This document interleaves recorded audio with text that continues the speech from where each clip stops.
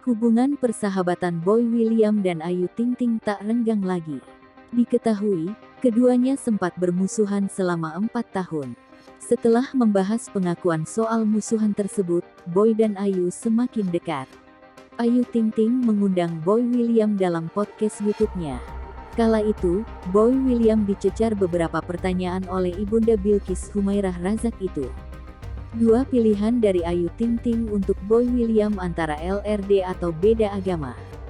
Boy William memilih LDR karena dia merasa susah menjalani hubungan beda agama di negara Indonesia.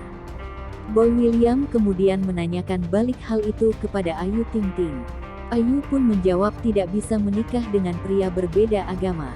Menanggapi reaksi Ayu Ting Ting, Boy William pun menanyakan kesediaan Ayu Ting Ting apakah mau menjadi pasangannya jika Boy telah menjadi mualaf.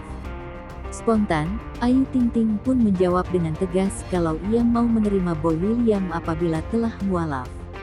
Putri Aya Ozak dan Umi Kalsum tersebut bahkan mengajak Boy William untuk menikah agar bisa kaya bareng.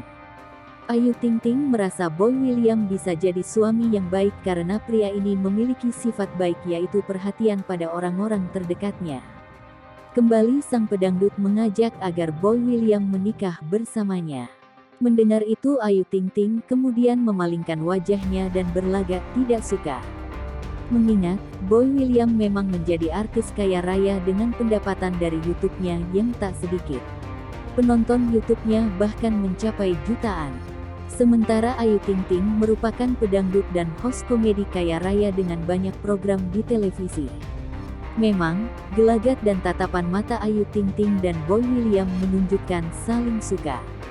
Boy sendiri menilai tatapan Ayu Ting Ting tertarik kepadanya. Hal itu pun dirasakan oleh para netizen yang menonton video podcast tersebut.